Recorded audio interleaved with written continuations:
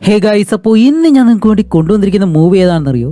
2008 ഒരു horror mystery thriller മൂവിയായിട്ട് പുറത്തിറങ്ങിയ on missed call എന്ന് പറഞ്ഞൊരു മൂവിയാണ് നമ്മളിന്ന് എക്സ്പ്ലെയിൻ ചെയ്യാൻ പോകുന്നത്.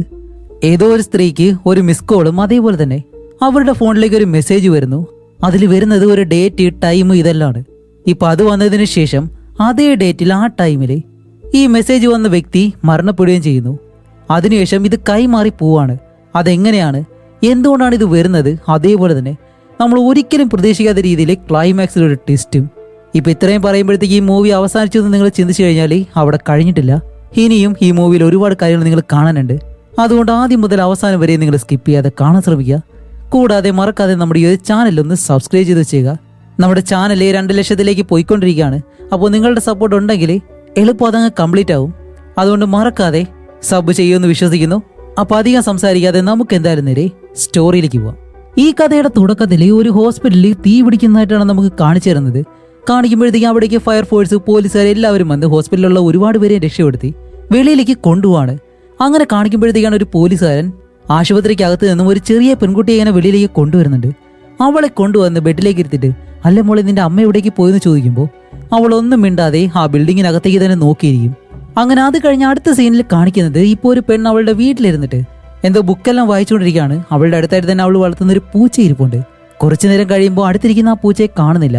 അവൾ ചുറ്റിനെ നോക്കുമ്പോഴത്തേക്ക് ആ പൂച്ച അടുത്തായിട്ട് തന്നെ ചെറിയൊരു കുളമുണ്ട്, അതിന് മറുവശത്ത് പോയിരിക്കുന്നു. ഓക്കെ, അവിടെ ഇരിക്കല്ലെന്ന് വിചാരിച്ചിട്ട് അവൾ അത് വലിയ കാര്യമാക്കാതെ വീണ്ടും എഴുതുമ്പോഴത്തേക്കും എന്തോ വെള്ളത്തിൽ വീഴുന്ന ഒരു ശബ്ദം കേൾക്കുന്നുണ്ട്. ചിലപ്പോൾ ആ പൂച്ചയാണെന്ന് വിചാരിച്ച് അവൾ നേരെ ആ കുളത്തിനടുത്തേക്ക് ചെന്നിട്ട് അതിലേക്ക് ഇങ്ങനെ നോക്കി നിൽക്കുന്നതും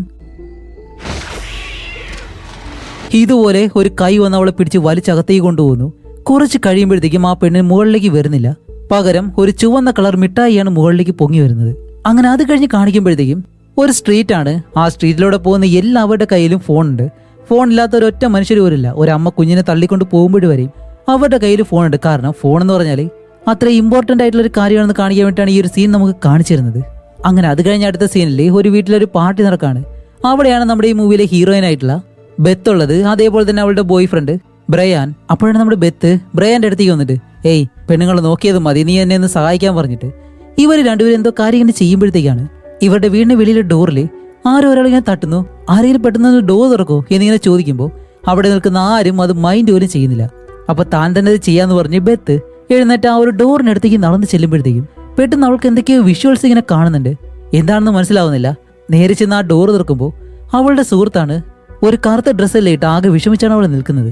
അങ്ങനെ ബെത്ത് അവളെ അകത്തേക്ക് കൊണ്ടുപോയിട്ട് അവളുടെ റൂമിലിരുത്തി, അല്ല എന്തോ പറ്റി നീ ഇങ്ങനെ വിഷമിക്കാനെന്ന് ചോദിക്കുമ്പോഴത്തേക്കാണ് ആ പെണ്ണിന്റെ പേര് ലെൻസി എന്നാണ്.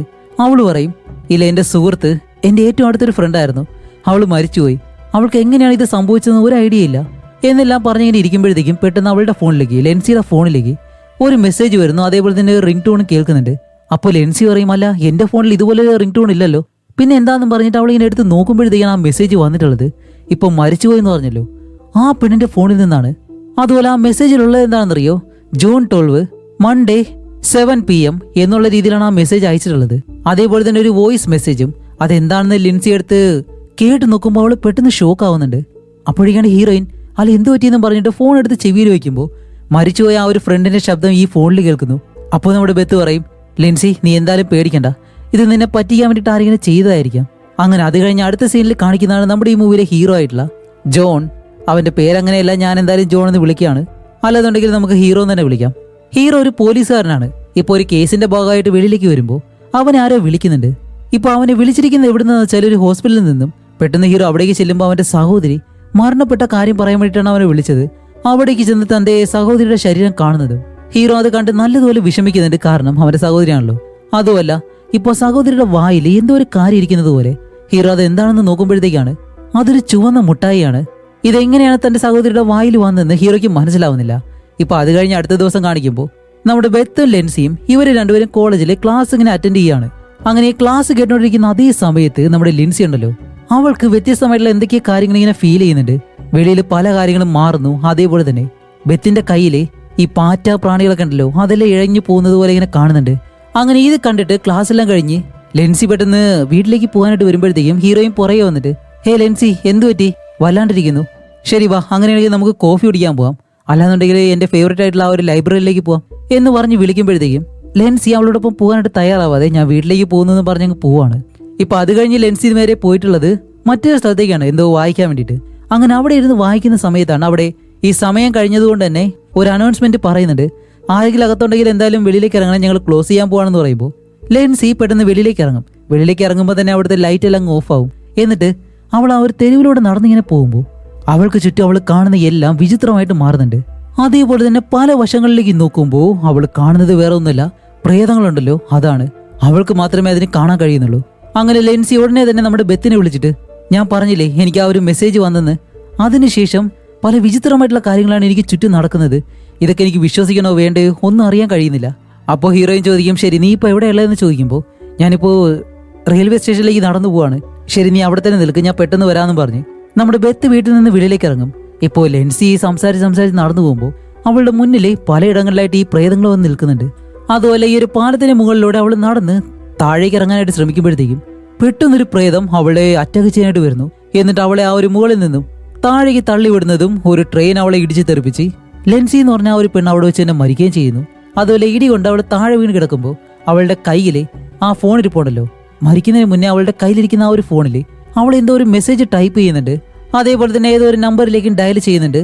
അപ്പോൾ ഇവളെ ഇടിച്ചെറിപ്പിക്കുന്ന ഈ ഒരു കാര്യം നമ്മുടെ ഹീറോയിൻ മുകളിൽ നിന്ന് കാണുന്നുണ്ടായിരുന്നു. അങ്ങനെ അത് കഴിഞ്ഞിട്ട് ലെൻസിയുടെ വീട്ടിലെ ആ ഒരു ഫ്യൂണറൽ ചടങ്ങുണ്ടല്ലോ, അതിന് നമ്മുടെ ബ്രയാൻ, അതേപോലെ തന്നെ ബെത്ത്, പിന്നെ ടൈലർ എന്ന് പറഞ്ഞിട്ട് വേറൊരു പെണ്ണ്, ഇവരെല്ലാവരും ഇങ്ങനെ ഇരുന്ന് സംസാരിക്കുകയാണ്. അപ്പോഴേക്കാണ് ടൈലർ പറയുന്നത്, ഇതുപോലെ ഞാൻ ഒരു കാര്യം കേട്ടിരുന്നു, ലെൻസിയുടെ സുഹൃത്തിന്റെ ഫോണിൽ എന്തോ ഒരു മെസ്സേജ് വന്നു, അതിനുശേഷമാണ് ആ പെണ്ണ് മരിച്ചതെന്നും, അത് കഴിഞ്ഞ് ലെൻസിയുടെ ഫോണിൽ അതുപോലെ ഒരു മെസ്സേജ് വന്നിരുന്നു, അങ്ങനെയാണ് അവള് മരിച്ചതെന്നും, ഇതുപോലെ നമ്മുടെ ആരെങ്കിലും ഫോണിൽ വന്നാലും നമ്മൾ മരിക്കും എന്നുള്ള കാര്യം അവളിങ്ങനെ പറയുമ്പോഴത്തേക്കും ഇത് കേട്ട ബ്രയാനുണ്ടല്ലോ, അവൻ പെട്ടെന്ന് ദേഷ്യപ്പെട്ട്, അതെ ഇവിടെ ഇപ്പോൾ വിഷമകരമായിട്ടുള്ളൊരു കാര്യമാണ് സംഭവിച്ചിട്ടുള്ളത്, അവളുടെ അച്ഛനും അമ്മയും എല്ലാം നല്ല വിഷമത്തിലാണ്, ഇതിനിടയിൽ നീ ഇങ്ങനെയൊക്കെ അന്ധവിശ്വാസ കാര്യങ്ങളൊക്കെ പറയുകയാണെന്ന് ചോദിച്ച് അവൻ ദേഷ്യപ്പെടുമ്പോൾ നമ്മുടെ ബെത്ത് വന്നിട്ട് അവനെ സമാധാനിപ്പിച്ച്, ഹേയ് ഇവിടെ നിന്ന് നീ ഇപ്പോൾ വഴക്കുണ്ടാക്കണ്ട, നമുക്ക് എന്തായാലും പോവാന്ന് പറഞ്ഞ് അവനിപ്പോൾ ദേഷ്യപ്പെട്ട് അവിടെ നിന്നും ഒരു കോഫി ഷോപ്പിലേക്ക് നടന്നിങ്ങനെ പോവാണ്. അങ്ങനെ നടന്നു പോകുന്ന സമയത്ത് ബ്രയാനുണ്ടല്ലോ, അവനും ഇതുപോലെയുള്ള കാര്യങ്ങൾ കാണുന്നുണ്ട്. വേറെ ഒന്നുമല്ല, ഈ പ്രേതങ്ങളെയും എല്ലാം പകൽ സമയത്ത് വരെ അവനെ കാണാൻ കഴിയുന്നുണ്ട്. അങ്ങനെ ഇതെല്ലാം കണ്ട് അവൻ അവിടെയുള്ള ടേബിളിനടുത്തേക്ക് വന്നിരിക്കുമ്പോൾ നമ്മുടെ ഹീറോയിനും അവന്റെ പുറകെ തന്നെ വന്നിട്ട്, ഹേയ് എന്തു പറ്റി ബ്രയാൻ, നിനക്ക് എന്തെങ്കിലും വിഷമമുണ്ടോ, എന്തുണ്ടെങ്കിലും എന്നോട് പറയേ എന്ന് ചോദിക്കുമ്പോഴത്തേക്കാണ് ബ്രയാനും ആ സത്യം പറയുന്നത്. എന്താണെന്ന് വെച്ചാൽ അവന്റെ ഫോണിലും ഇതുപോലെ ആ ഒരു മെസ്സേജ് വന്നിട്ടുണ്ട്. കാരണം മരിച്ചുപോയ ലെൻസി ബ്രയാന്റെ സുഹൃത്തായിരുന്നു, അതും ഒരു ഡേറ്റും തീയതിയും അതേപോലെ തന്നെ ഒരു വോയിസ് മെസ്സേജ്. അതെടുത്ത് കേട്ട് നോക്കുമ്പോൾ അവന്റെ ശബ്ദം തന്നെയാണ് അതിൽ കേൾക്കുന്നത്. അപ്പോൾ ബ്രയാൻ പറയുന്നുണ്ട്, ഞാൻ ഇതുപോലെ പല കാര്യങ്ങളും കാണുന്നുണ്ട്, പക്ഷേ ഞാൻ ഇതിലൊന്നും അങ്ങനെ വിശ്വസിക്കുന്നില്ല. പക്ഷെ എനിക്കുള്ള സംശയം എന്താണെന്നറിയോ, എന്റെ ശബ്ദം തന്നെ എങ്ങനെ എന്റെ ഫോണിൽ കേൾക്കുന്നു. ഓക്കെ, എന്ത് തന്നെയാലും ഇതൊന്നും കണ്ടിട്ട് ഞാൻ പേടിക്കാൻ പോകുന്നില്ല, ഞാൻ എന്തായാലും പോവാണെന്ന് പറഞ്ഞിട്ട് അവൻ പെട്ടെന്ന് എഴുന്നേറ്റ് ആ റോഡ് ക്രോസ് ചെയ്ത് അപ്പുറത്തേക്ക് നടന്നു പോവാണ്. അപ്പോഴാണ് നമ്മുടെ ഹീറോയിൻ വിളിച്ചിട്ട്, ഹേയ് ബ്രയാൻ, നിന്റെ ഫോൺ എന്റെ കയ്യിലിരിക്കുകയാണ്, വന്ന് വാങ്ങിട്ട് പോകാൻ പറയുന്നതും അവൻ പറയും ദേ വരുന്നു എന്നും പറഞ്ഞിട്ട് ഓടി ഹീറോയിന്റെ അടുത്തേക്ക് വന്നിട്ട് അവളുടെ കയ്യിൽ നിന്ന് ഫോൺ വാങ്ങുന്നു. പെട്ടെന്നാണ് അടുത്തുള്ള ബിൽഡിങ്ങിന്റെ മുകൾ ഭാഗം പൊട്ടിത്തെറിക്കുന്നതും അതിൽ നിന്നുള്ള ഒരു ഇരുമ്പ് കമ്പി അങ്ങനെ വന്നിട്ട് ബ്രയാന്റെ ദേഹത്തോട് തളച്ചു കയറി അവൻ അവിടെ വെച്ച് തന്നെ മരിക്കുകയും ചെയ്യുന്നു. ഇപ്പൊ അവൻ മരിച്ചു വീഴുന്നതിന് മുന്നേ തന്നെ അവന്റെ വായിൽ നിന്നും ആ ചുവന്ന കളർ മിഠായി ഉണ്ടല്ലോ അത് താഴേക്ക് വീഴുന്നുണ്ട്. അങ്ങനെ അത് കഴിഞ്ഞിട്ട് ഹീറോയും നേരെ പോകുന്നത് സ്റ്റേഷനിലേക്കാണ്. അവിടെ ചെന്നിട്ട് ഇവർക്ക് സംഭവിച്ച കാര്യങ്ങളൊക്കെ ഉണ്ടല്ലോ, ഈ സുഹൃത്തുക്കൾക്ക് മെസ്സേജ് വന്ന കാര്യം, വോയിസ് റെക്കോർഡ്, ഇങ്ങനെയുള്ള എല്ലാ കാര്യങ്ങളും പറഞ്ഞിട്ട് അതിനെപ്പറ്റി ഒന്ന് അന്വേഷിക്കാൻ പറയുമ്പോൾ ഈ പോലീസുകാർ പറയും, മേഡം നിങ്ങൾ പറഞ്ഞതുപോലെ മരിച്ചുപോയ എല്ലാവരുടെയും ഫോൺ ഞങ്ങൾ ചെക്ക് ചെയ്തിരുന്നു, നിങ്ങൾ പറഞ്ഞതുപോലെ അതിൽ മെസ്സേജോ കാര്യങ്ങളൊന്നും വന്നിട്ടില്ല. ഓക്കെ, എന്തായാലും നിങ്ങൾ ഈ വിവരങ്ങളെല്ലാം ഇവിടെ പറഞ്ഞല്ലോ, എന്തെങ്കിലും ആവശ്യമുണ്ടെങ്കിൽ ഞങ്ങൾ വിളിക്കാമെന്ന് പറയുമ്പോൾ അപ്പോൾ ഇത് കേട്ട ഹീറോയിൻ അത്ര സമാധാനമായിട്ട് തോന്നുന്നില്ല. അതുകൊണ്ട് തന്നെ അവൾ അവിടെ നിന്ന് ഇറങ്ങിപ്പോവും. അങ്ങനെ പോകുമ്പോൾ ഇതെല്ലാം കേട്ട് നമ്മുടെ ഹീറോ ഉണ്ടല്ലോ, അവനും ഈ സ്റ്റേഷനിൽ തന്നെ ഉണ്ടായിരുന്നു. അപ്പോഴാണ് ആ ലേഡി ഓഫീസറിനോട് ഹീറോ പറയുന്നത്, മരിച്ചുപോയ എല്ലാവരുടെയും വായിൽ ചുവന്ന കളറിലുള്ള ഒരു മിഠായി ഉണ്ടായിരുന്നു, എന്റെ സഹോദരി മരിച്ചപ്പോഴും അതുപോലെ ഒരു മിഠായി ഉണ്ടായിരുന്നു. ഒരുപക്ഷെ ഈ ഒരു കേസുകളെല്ലാം തമ്മിൽ എന്തെങ്കിലും കണക്ഷൻ ഉണ്ടാവൂ, അതുകൊണ്ട് ഈ കേസ് കുറച്ചുകൂടി നല്ല രീതിയിൽ നിങ്ങൾ അന്വേഷിക്കണമെന്ന് പറയുമ്പോഴത്തേക്കും ആ ഓഫീസർ പറയും, ജോൺ നിങ്ങളുടെ സഹോദരി മരിച്ചതിൽ എനിക്കും വളരെ വിഷമമുണ്ട്, പക്ഷെ ആ കേസും ഇതുമായിട്ട് വെറുതെ കൂട്ടിച്ചേർക്കണ്ട എന്ന് പറയുന്നതും ഇത് കേട്ട ഹീറോ പെട്ടെന്ന് വെളിയിലേക്ക് വരും. എന്നിട്ട് ഹീറോയിന്റെ പുറകെ ഓടി ചെന്നിട്ടാണ് അവളെ വിളിച്ച്, അതെ നിങ്ങൾ പറഞ്ഞ കാര്യങ്ങളെല്ലാം ഞാൻ കേട്ടിരുന്നു, എന്റെ സഹോദരിയും ഇതേ അവസ്ഥയിലാണ് മരണപ്പെട്ടത്, അതുകൊണ്ട് ഇതിനെപ്പറ്റി കൂടുതൽ കാര്യങ്ങൾ നിങ്ങൾക്ക് അറിയാവുന്നുണ്ടെങ്കിൽ അതെന്തായാലും എന്നോട് പറയണം, ഇതാരാണ് ചെയ്യുന്നത് എന്ന് നമുക്ക് കണ്ടുപിടിച്ചേ മതിയാവും എന്ന് പറഞ്ഞ് ഹീറോയുടെ വിസിറ്റിംഗ് കാർഡ് ഹീറോയിന്റെ കയ്യിൽ കൊടുക്കാണ്. അങ്ങനെ അത് കഴിഞ്ഞിട്ട് നമ്മുടെ ഹീറോയിൻ ഇപ്പോൾ വീട്ടിലേക്ക് വരുമ്പോഴത്തേക്കും അവളുടെ വീട്ടിൽ എന്തോ ഒരു പേപ്പർ ഇരിപ്പുണ്ട്. അത് വന്ന ഉടനെ ഹീറോയിൻ അത് വായിച്ചു നോക്കാതെ വലിച്ചങ്ങ് കീറും. അപ്പോഴാണ് പുറകിൽ ആരോ കരയുന്നൊരു ശബ്ദം കേൾക്കുന്നു. തിരിഞ്ഞു നോക്കുമ്പോൾ അത് ടൈലറാണ്. ഏയ് ടൈലർ, നീ എന്താ ഇവിടെ എന്തിനാ കരയുന്നതെന്ന് ചോദിക്കുമ്പോൾ അപ്പോഴാണ് നമ്മുടെ ടൈലർ പറയുന്നത് നമ്മുടെ ഫ്രണ്ട്സ് എല്ലാം മരണപ്പെട്ടു വരികയാണ്. അതുമല്ല ബ്രയാൻ ആണെങ്കിൽ എൻ്റെ ബെസ്റ്റ് ഫ്രണ്ടും. ഇനിയിപ്പോൾ അവൻ മരിച്ചതിന് ശേഷം ഞാനാണോ മരിക്കാൻ പോകുന്നത്? എനിക്കും അതുപോലെ കോളുകളെല്ലാം വരൂ എന്നെല്ലാം പറഞ്ഞിട്ടാണ് അവൾ വിഷമിച്ച് കരയുന്നത്. അപ്പോൾ നമ്മുടെ ഹീറോയും പറയും ശരി, നമ്മുടെ കയ്യിൽ ഒരു ഫോണല്ലേ പ്രശ്നം എന്ന് പറഞ്ഞിട്ട് ആ ഒരു ഫോണിന്റെ ബാറ്ററി ഊരി സിം കാർഡ് ഊരിയിട്ട് ആ 2 ഫോൺ ഇവരുടെ രണ്ടുപേരുടെ ഫോൺ എടുത്ത് അവിടേക്ക് എറിഞ്ഞിട്ട് ഇപ്പോൾ പ്രശ്നമെല്ലാം കഴിഞ്ഞല്ലോ എന്ന് പറഞ്ഞിട്ട് ഇപ്പോൾ രണ്ടുപേരും കിടന്നുറങ്ങാണ്. അവിടെയാണ് മറ്റൊരു പ്രശ്നം. രാത്രിയിൽ ഫോൺ റിങ് ചെയ്യുന്നു. രണ്ടുപേരും ഈ ശബ്ദം കേട്ട് പെട്ടെന്ന് എഴുന്നേറ്റ് ആ ഫോണിനടുത്തേക്ക് നോക്കുമ്പോഴത്തേക്കും റിങ് വരുന്നുണ്ട്. അപ്പോൾ ബാറ്ററി സിമ്മും ഇല്ലാത്ത ഫോണിൽ എങ്ങനെ? ഹീറോയിൻ അവളുടെ ഫോൺ എടുത്ത് തുറന്ന് നോക്കുമ്പോൾ അതിലൊന്നും കാണിക്കുന്നില്ല. പക്ഷേ ടൈലറിന്റെ ഫോണിൽ അതേപോലെ തന്നെ മെസ്സേജും ആ ഒരു വോയിസ് മെസ്സേജും വന്നിട്ടുണ്ട്. അതേപോലെ തന്നെ ഒരു വീഡിയോയും. ഇപ്പൊ അതെടുത്ത് പ്ലേ ചെയ്ത് നോക്കുമ്പോഴത്തേക്കും അതിലൊരു പ്രേതം കരയുന്നത് പോലെ ഇവർ കണ്ടിട്ട് ആ ഫോൺ നേരെ താഴെ വീണ് ടൈലർ ഇപ്പോൾ കരയുന്നിറങ്ങാൻ കാരണം അടുത്തതായിട്ട് എന്തായാലും മരിക്കാൻ പോകുന്നത് അവളാണെന്ന് അവൾക്ക് മനസ്സിലായി. അങ്ങനെ അത് കഴിഞ്ഞിട്ട് അടുത്ത ദിവസം നമ്മുടെ ഈ ടൈലർ ഉണ്ടല്ലോ, അവൾ പേടിച്ചിട്ട് അവളുടെ സുഹൃത്തുക്കളുടെ അടുത്തേക്ക് ചെന്ന് എനിക്ക് ഈ വീഡിയോ ആരാ അയച്ചത്, മര്യാദയ്ക്ക് അത് ഡിലീറ്റ് ചെയ്തോ, ഇനി ഇങ്ങനെയൊന്നും ചെയ്യരുതെന്നെല്ലാം പറയുമ്പോഴത്തേക്കും നമ്മുടെ ഹീറോയിൻ അവിടേക്ക് വന്ന് ടൈലറിനെ വിളിച്ചിട്ട് ഇതൊന്നും ആരോടും പറയരുതെന്നും പറഞ്ഞ് അവളെ വിളിച്ച് ഈ ഫോണെല്ലാം റിപ്പയർ ചെയ്യുന്ന ഒരു സ്ഥലമുണ്ട് അവിടേക്ക് ചെന്നിട്ട് ഇതുപോലെ എനിക്ക് എന്റെ സിമ്മില് ഒരുപാട് മെസ്സേജും കാര്യങ്ങളൊക്കെ വരുന്നു, അത് വരാതിരിക്കാൻ വേണ്ടി ഈ ഒരു സിം ഡീആക്ടിവേറ്റ് ചെയ്തേക്ക്, അതേപോലെ തന്നെ ഈ ഫോണും ഷട്ട് ഡൗൺ ചെയ്യാൻ പറയുമ്പോഴത്തേക്കും അവൻ പറയും സോറി മാഡം, ഞങ്ങൾക്ക് അങ്ങനെയൊന്നും ചെയ്യാൻ കഴിയത്തില്ല എന്ന് പറയുന്നതും ഹീറോയിൻ ആ ഒരു ഫോൺ എടുത്ത് താഴേക്കിട്ട് അത് ചവിട്ടി അങ്ങ് പൊട്ടിക്കും. അങ്ങനെ നമ്മുടെ ടൈലറും അതിലേക്ക് ചവിട്ടി ആ ഫോൺ പൊട്ടിച്ചതിന് ശേഷമാണ് ഇപ്പോഴെങ്കിലും സമാധാനമായല്ലോ എന്നുള്ള ആ ഒരു സന്തോഷത്തില് ഇവര് രണ്ടുപേരും ആ സമാധാനത്തിൽ തിരിച്ച് വീട്ടിലേക്ക് തന്നെ വരികയാണ്. അങ്ങനെ രണ്ടുപേരും വീടിനടുത്തേക്ക് എത്തി വീട്ടിലേക്ക് കയറാൻ നിൽക്കുമ്പോൾ വെളിയിൽ ഒരാളിങ്ങനെ നിൽക്കുന്നു, അത്യാവശ്യം പ്രായമുള്ള ഒരാള്. ഇയാൾ നേരെ വന്ന് നമ്മുടെ ടൈലറിനെ കണ്ടിട്ട് അവളുടെ കൈ പിടിച്ചിട്ടാണ് ഞാൻ ഇതുപോലെ ഒരു TV ഷോ നടത്തുകയാണ്, ഈ പ്രേതങ്ങളെല്ലാം ഒഴിപ്പിക്കുന്ന ഒരു ഷോ ആണത്, നിങ്ങൾക്ക് താല്പര്യം ഉണ്ടെങ്കിൽ അതിലേക്ക് വന്നു കഴിഞ്ഞാൽ നിങ്ങളിപ്പോൾ ഫോളോ ചെയ്യുന്ന ആ ഒരു പ്രേതത്തെ ഞങ്ങൾ എന്തായാലും ഒഴിപ്പിക്കാം എന്നെല്ലാം പറഞ്ഞിട്ട് അവളുടെ മനസ്സ് മാറ്റാൻ ശ്രമിക്കുന്നുണ്ട്. അപ്പോൾ നമ്മുടെ ഹീറോയും പറയും സോറി, എന്തായാലും അതിൻ്റെയൊന്നും ആവശ്യമില്ല, നിങ്ങളിപ്പോൾ പോകാൻ പറയുമ്പോൾ അയാൾ പറയും ഹെല്ലല്ല നിക്ക് നിങ്ങൾക്ക് എന്തെങ്കിലും ആവശ്യമുണ്ടെങ്കിൽ ഇതിൽ വിളിച്ചാൽ മതി എന്നും പറഞ്ഞിട്ട് അയാളുടെ ഫോണ് ടൈലറിന്റെ കയ്യിൽ കൊടുക്കുകയാണ്. എന്നിട്ട് ഇവർ രണ്ടുപേരും അകത്തേക്ക് നടന്നു പോകുമ്പോൾ പെട്ടെന്ന് അതിലേക്കൊരു കോള് വരുന്നു, സോറി ഒരു മെസ്സേജാണ്. അപ്പോൾ ഇയാൾ ഓടി വന്നിട്ട് അത് തുറന്ന് നോക്കുമ്പോഴത്തേക്കും അതേ സെയിം മെസ്സേജ്, അതൊരു വോയിസ് മെസ്സേജ്, അത് അവളുടെ ശബ്ദത്തില്.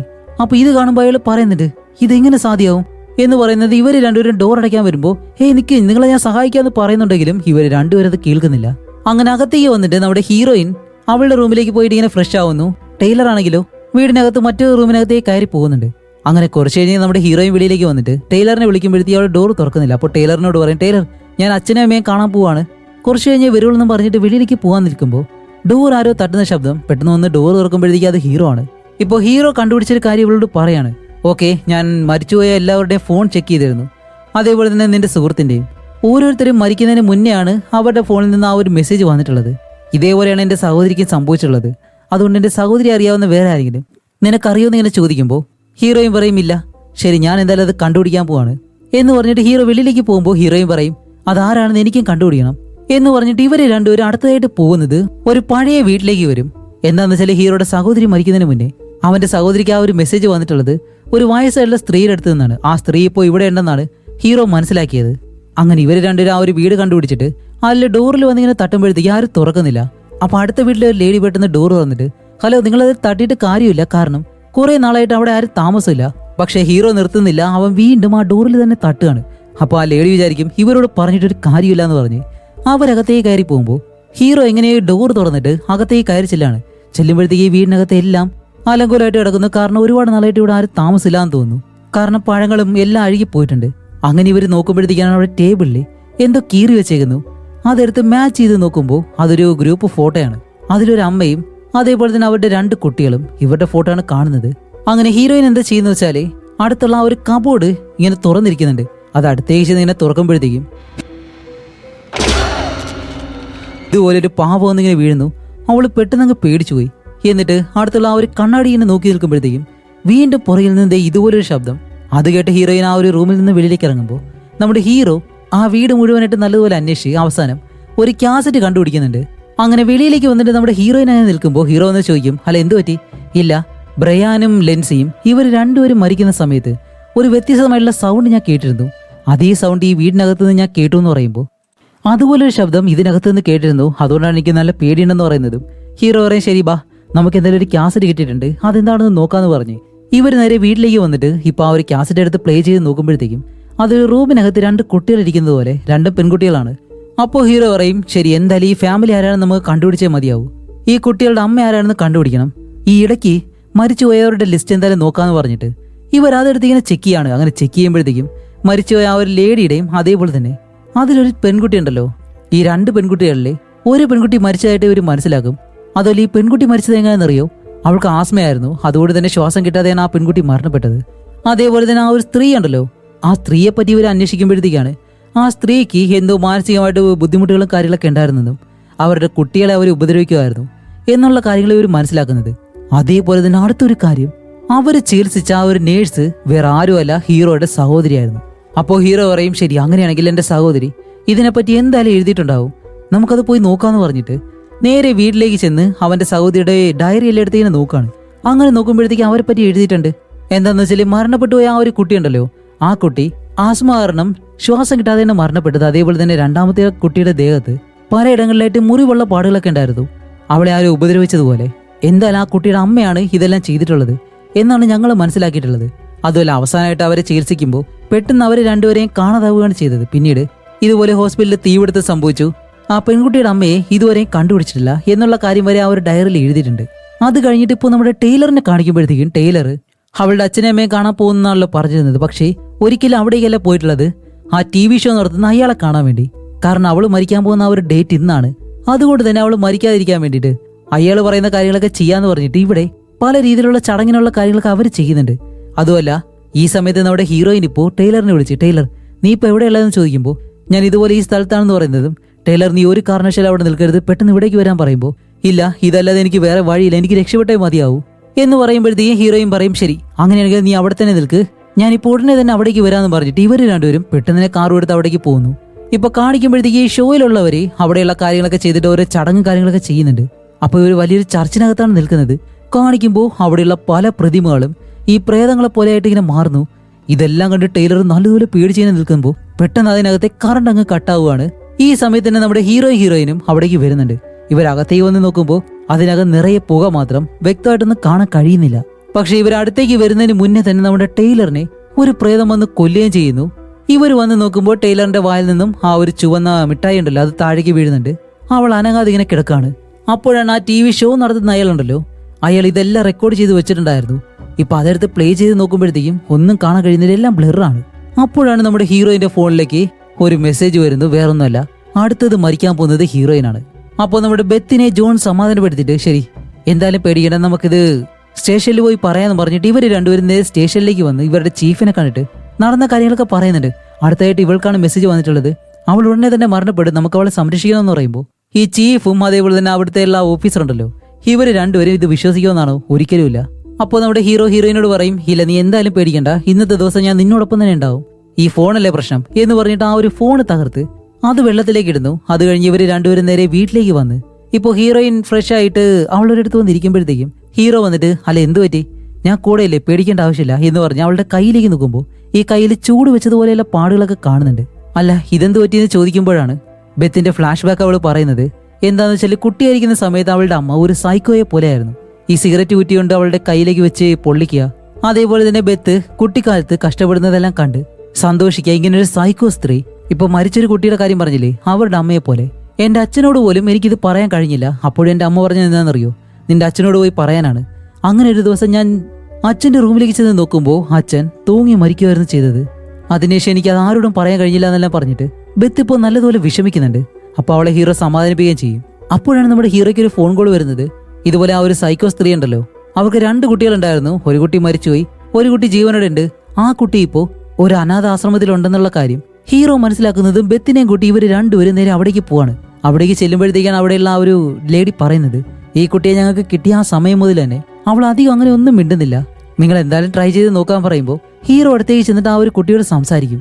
അപ്പോൾ ഹീറോ അവളോട് ചോദിക്കും, മോളുടെ അമ്മ എവിടെ, അമ്മയാണോ മോളെ ഉപദ്രവിച്ചത് എന്നെല്ലാം ചോദിക്കുമ്പോൾ അവൾ ഒന്നും മിണ്ടത്തില്ല, സൈലന്റ് ആയിട്ട് അങ്ങനെ ഇരുന്ന് അവളുടെ കയ്യിലൊരു പാവയുണ്ട്, അതുമായിട്ട് ഇങ്ങനെ കളിക്കാണ്. അങ്ങനെ കളിക്കുമ്പോഴത്തേക്കാണ് അതിൽ നിന്നും ഒരു ശബ്ദം കേൾക്കുന്നു. ഇത് കേൾക്കുന്ന ഹീറോയിൻ പെട്ടെന്നങ്ങ് പേടിക്കുന്നുണ്ട്. കാരണം ഇതിന് മുന്നേ ഹീറോയിൻ പറഞ്ഞിരുന്നല്ലോ അവളുടെ സുഹൃത്തുക്കളെ മരിക്കുമ്പോഴത്തേക്ക് ഒരു ശബ്ദം കേട്ടു എന്ന്. അത് ആ ഒരു ഫോണിൽ നിന്നാണ് കേട്ടത്, റിംഗ് ടോൺ ആയിട്ട്. ആ സെയിം ശബ്ദം ഈ പാവയിൽ നിന്ന് കേൾക്കുന്നുണ്ട്. ഇതുകൂടി ആവുന്നത് ഹീറോയിൻ നല്ല ദേഷ്യം വന്ന് ആ കുട്ടിയുടെ അടുത്ത് ചെന്നിട്ട്, ഹേയ് മര്യാദയ്ക്ക് പറയും, നിന്റെ അമ്മ എവിടെയാ എനിക്ക് പറഞ്ഞാൽ മതിയാവുമെന്ന് ചോദിക്കുമ്പോൾ അവളൊന്നും മിണ്ടാതിരിക്കുന്നു.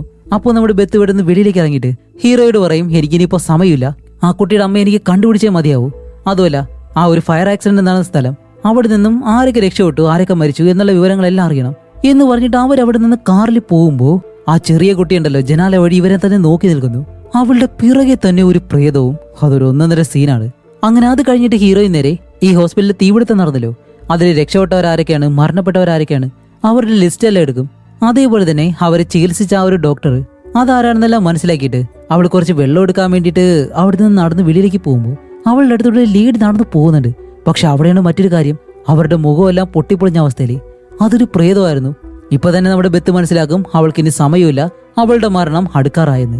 അങ്ങനെ ഹീറോയിൻ നേരെ ആ ഹോസ്പിറ്റലിലേക്ക് ചെന്നിട്ട് ഈ ഡോക്ടർ ഉണ്ടല്ലോ കുട്ടിയെ ചികിത്സിച്ച ആ ഡോക്ടറിനെ കണ്ടുപിടിച്ചിട്ട്, അല്ല നിങ്ങൾ ഈ കുട്ടിയെ ചികിത്സിക്കുമ്പോഴത്തേക്കും ആ കുട്ടിയുടെ അമ്മ നിങ്ങളോടൊപ്പം ഉണ്ടായിരുന്നു എന്ന് ചോദിക്കുമ്പോൾ അതെ, അവരെപ്പോഴും ആ കുട്ടിയോടൊപ്പം തന്നെ ഉണ്ടായിരുന്നു എന്ന് പറയുമ്പോൾ ഇവിടെയാണ് നമ്മുടെ ഹീറോയിന്റെ കാര്യം മനസ്സിലാക്കുന്നത്. അങ്ങനെയാണെങ്കിൽ ആ ഹോസ്പിറ്റലിൽ തീപിടുത്തം നടക്കുമ്പോഴത്തേക്കും ആ കുട്ടിയുടെ അമ്മ മരണപ്പെട്ടു, പക്ഷേ അവരുടെ ആത്മാവ് ഇതുവരെ ശാന്തി കിട്ടിയിട്ടില്ല. അതുകൊണ്ടായിരിക്കും മറ്റുള്ളവരോട് പ്രതികാരം അവർ ചെയ്യുന്നത്. അതുകൊണ്ട് തന്നെ ആ ഹോസ്പിറ്റലിലേക്ക് ചെന്നിട്ട് അവരുടെ ശരീരം കണ്ടുപിടിക്കണം എന്നുള്ള രീതിയിൽ ഹീറോയിൻ ഒരു ടാക്സി വിളിച്ച് അവിടേക്ക് പോവാണ്. ഈ കാര്യം നമ്മുടെ ഹീറോയെ വിളിച്ച് പറയുന്നുണ്ട്. അപ്പോൾ ഹീറോ പറയും, ബെത്ത് നീ ഒരു കാരണവശാലും തനിയെ പോരുത്, ഞാനും വരാന്ന് പറയുമ്പോൾ ഇല്ല നീ അവിടേക്ക് വാ, ഞാൻ എന്തായാലും അവിടെ ഉണ്ടാവുമെന്നും പറഞ്ഞ് ബെത്ത് നേരത്തെ തന്നെ ആ ഒരു ഹോസ്പിറ്റലിന്റെ അടുത്തേക്ക് ചെല്ലുമ്പോൾ അത് ഇടിഞ്ഞു പൊളിഞ്ഞ് ആകെ തീപിടുത്തമെല്ലാം നടന്ന ഒരു ഹോസ്പിറ്റലാണല്ലോ. അങ്ങനെ ആദ്യം ഇതിനകത്തേക്ക് കയറിയിട്ട് ഡോറെല്ലാം തുറക്കാൻ ശ്രമിക്കുമ്പോഴത്തേക്കും അവളെ കൊണ്ട് കഴിയുന്നില്ല. അങ്ങനെയുള്ള പല വശങ്ങളിലൂടെ നടന്നിങ്ങനെ ചെല്ലുമ്പോഴത്തേക്കാണ് ഒരിടത്തെ ഡോറ് താനെ തുറക്കുന്നു. അങ്ങനെ ബെത്ത് അതിനകത്തേക്ക് നടന്നു ചെന്നിട്ട് കുറേ ദൂരം ഉള്ളിലേക്ക് ചെല്ലുമ്പോൾ ഒരു തൊട്ടില് ഒരു പാവ കയ്യിൽ ഫോണും വെച്ചിങ്ങനെ ഇരിക്കുന്നു.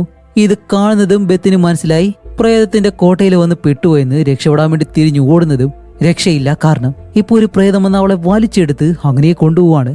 അങ്ങനെ അവിടെ നിന്ന് എഴുന്നേറ്റ് പിന്നെയും ഈ ഡോറിന്റെ അടുത്തേക്ക് ഓടുകയാണ്. ഓടി വന്ന് ഡോറ് വലിച്ചു തുറക്കുമ്പോൾ ഭാഗ്യം നമ്മുടെ ഹീറോ വെളിയിലുണ്ട്. അങ്ങനെ രണ്ടുപേരും അവിടെ നിന്നിട്ട് ഓക്കെ നമുക്ക് വെളിയിലേക്ക് പോവാന്ന് പറഞ്ഞ് അവിടെ നിന്ന് വെളിയിലേക്ക് ഇറങ്ങാൻ ശ്രമിക്കുമ്പോൾ അവിടുത്തെ ഡോർ അടച്ചേക്കാണ്. അതുമല്ല, ആ ഇരുമ്പ് ഡോറിൽ ആരോ തട്ടുന്നൊരു ശബ്ദം വേറൊന്നുമല്ല, നമ്മുടെ ബെത്ത് മരിക്കാറായി, അവളുടെ ആ ഒരു സമയം അടുക്കാറായി. ഇത് മനസ്സിലാക്കി രണ്ടുപേരും അടുത്തൊരു വശത്തേക്ക് കൂടി കയറുമ്പോൾ അതിനകത്തൊരു റൂമില് രണ്ടുപേരും പെട്ടുപോയി. ഇപ്പോൾ വെളിയിലേക്ക് പോകാൻ കഴിയുന്നില്ല, കാരണം ആ ഒരു ഡോർ അങ്ങ് അടഞ്ഞു കിടക്കാണ്. അതും കൂടാതെ മറ്റൊരു കാര്യം കൂടി സംഭവിക്കുന്നുണ്ട്. ഈ ഡോർ തുറന്ന് നമ്മുടെ ഹീറോയെ മാത്രം ആ പ്രേതം വെളിയിലേക്ക് വലിച്ചിങ്ങനെ എറിഞ്ഞിട്ട് ഡോർ അങ്ങ് അടയ്ക്കുന്നതും. അങ്ങനെ ഹീറോയിനകത്ത് നിന്നിട്ട് തന്റെ കയ്യിലുള്ള ആ ഒരു ടോർച്ച് അടിച്ച് നോക്കുന്നതും ആ മരിച്ചുപോയ സ്ത്രീ ഉണ്ടല്ലോ, ആ കുട്ടികളുടെ അമ്മ, അവരുടെ പ്രേതം അവിടെ നിൽക്കാണ്. ഇത് കണ്ട ഹീറോയിൻ പറയുന്നുണ്ട്, പ്ലീസ് എന്നെ ഒന്നും ചെയ്യരുത്, എന്നെ കൊല്ലരുതെന്നെല്ലാം പറഞ്ഞ് നിൽക്കുമ്പോഴത്തേക്കും അടുത്തുള്ള ഫോൺ അങ്ങ് റിങ് ചെയ്യുന്നു. ഹീറോയിന് മനസ്സിലായി ഓക്കെ താൻ തീർന്നു എന്ന് വിചാരിച്ചിട്ട് ഈ റൂമിൽ നിന്ന് പുറത്തേക്ക് പോയിട്ട് എന്തെങ്കിലും വഴിയുണ്ടോ എന്ന് നോക്കുമ്പോൾ അടുത്തൊരു വെന്റിലേഷൻ ഭാഗമുണ്ട്. ഓക്കെ അതിനുള്ളിലൂടെ പുറത്തു പോവാന്ന് പറഞ്ഞ് ഹീറോയിൻ ഇപ്പൊ അതിനകത്തൂടെ മുട്ടിലിങ്ങനെ പോവാണ്. ഇവിടെ വെളിയിൽ കാണിക്കുമ്പോഴോ ഹീറോ താഴെ വീണ ആ ഒരു ഫോഴ്സിൽ അവന്റെ ബോധം പോയി കിടക്കുന്നു. അങ്ങനെ ഹീറോയിൻ ഇതിനുള്ളിലൂടെ എഴഞ്ഞെഴിഞ്ഞ അവസാനം മറ്റൊരു ടണൽ പോലെയുള്ള ഒരു ഭാഗമുണ്ട്, അതിനുള്ളിലേക്ക് ചെന്നിട്ട് അവിടെ നിന്ന് എഴഞ്ഞെഴിഞ്ഞിങ്ങനെ പോവാണ്. അങ്ങനെ എഴഞ്ഞെഴിഞ്ഞ് പോകുമ്പോഴത്തേക്കും ഓഹോ കാണിക്കുമ്പോ അവിടെ വെന്ത അവസ്ഥയില് ഒരു ശരീരം ഇരിക്കുന്നു. അതുമല്ല അതിന്റെ കയ്യിലൊരു ഫോണുണ്ട്. ഇവിടെയാണ് ഒരു കാര്യം, ഈ ഫോണിൽ നിന്നാണ് മരിച്ചുപോയ എല്ലാവരുടെയും ഫോണിലേക്ക് മെസ്സേജ് പോകുന്നതും. അതുപോലെ ഈ വെന്തിരിക്കുന്ന ശരീരം വേറെ ആരുമല്ല, ആ കുട്ടികളുടെ അമ്മയാണ്. അപ്പൊ ആ ലേഡി രക്ഷപ്പെടാൻ വേണ്ടി ശ്രമിച്ചപ്പോഴത്തേക്കും ഇതിനകത്ത് പെട്ട് മരണപ്പെട്ടു പോയതാണ്. അങ്ങനെ ഇത് മനസ്സിലാക്കി ഹീറോയിൻ പെട്ടെന്ന് അവിടെ ഇരുന്ന് ആ ഒരു ഫോൺ പിടിച്ചു വാങ്ങിയിട്ട് അത് ഉടനെ അങ്ങ് പൊട്ടിക്കും. എന്നിട്ട് അതിനകത്ത് നിന്നും വെളിയിലേക്ക് പോകാനായിട്ട് ശ്രമിക്കുമ്പോഴത്തേക്കും ഇപ്പോൾ നമ്മുടെ ഹീറോ ഉണ്ടല്ലോ, അവൻ എങ്ങനെ എഴുന്നേറ്റ് ഈ ഡോറ് വലിയ കമ്പിയെല്ലാം വെച്ച് കുത്തി തുറന്ന് ഹീറോയിനെ കണ്ടുപിടിക്കാൻ ശ്രമിക്കുകയാണ്.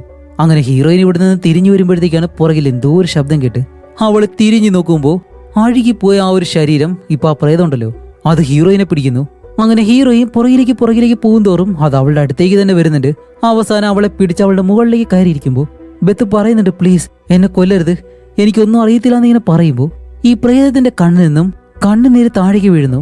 ആ സമയത്ത് തന്നെ നമ്മുടെ ഹീറോ എങ്ങനെയോ ഹീറോയിനെ കണ്ടുപിടിച്ച് അകത്തേക്ക് വരുന്നതും ഇപ്പൊ ആ പ്രേതത്തെ അവിടെ കാണുന്നില്ല.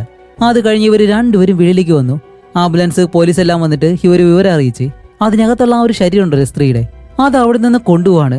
അതുമല്ല അകത്തേക്ക് ചെന്നിട്ട് ഈ ഹോസ്പിറ്റലിനകത്ത് കിടക്കുന്ന ഒരു ഫോണ് ഇവരെടുത്ത് വെക്കുന്നുണ്ട്. ഇപ്പൊ അത് കഴിഞ്ഞ് നമ്മുടെ ബെത്ത് ഹീറോയും തിരിച്ച് വീട്ടിലേക്ക് തന്നെ വരും.